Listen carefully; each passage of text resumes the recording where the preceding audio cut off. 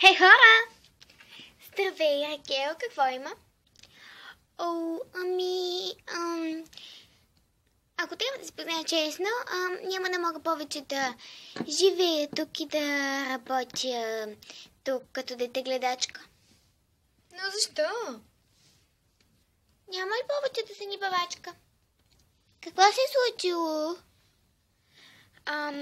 Брат ми Райан пристига. Днес всъщност е пристигнал тук в Малибу и си е купил огромна къща като вашата. И тъй като живее сам в нея, ще ме вземе в нея и аз ще си намеря друга работа и така нататък. Но ако искаш, може да останеш още тук. Не искам. Не, че не искам, просто ми е неудобно, няма да мога. Съжалявам. Жалко. Да, аз ще си събера багажа и ще ви освободя стаята. Не знам, правете нещо с нея. Благодаря ти. Благодаря ти, Ракел. Ние ще те изпратим. И аз благодаря. Деца, тъжно ли ви, че Ракел повече няма да ви е дете-гледачка? Не, тя беше мила, но ми беше като по-голяма кака, защото аз съм голяма и не ме наглеждаше много. Да, наистина, оставаше ни да си правим каквото искаме, защото е добре. И да я няма и да е тук. Все ми едно, тя беше като просто някаква моя приятелка, която е тук. Значи го приемате нормално? Да. Супер, защото и аз го приемам. Нормално. Какво става? Ракел, братът на Ракел днес е пристигнал тук в Малибу и има къща голяма колкото нашата и ще вземе Ракел при него, така че Ракел няма да живее тук, нито да работи тук.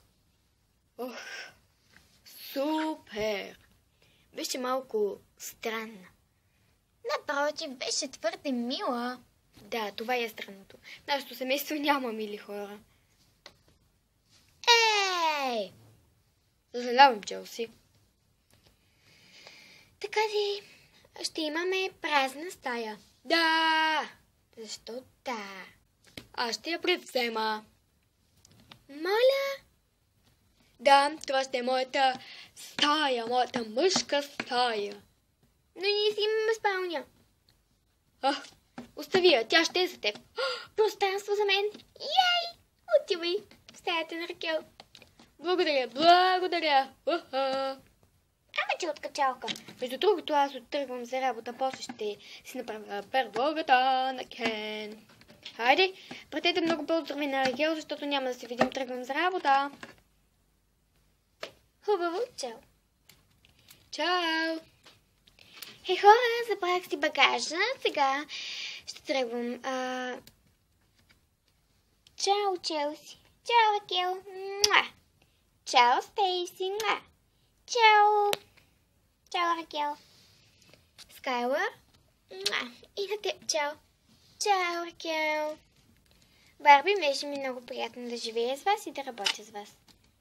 Да, и на мен ми беше много приятно. Супер. Довиждане. Ще се видим утре, ще намина. Ще си останем все пак приятелки. Да.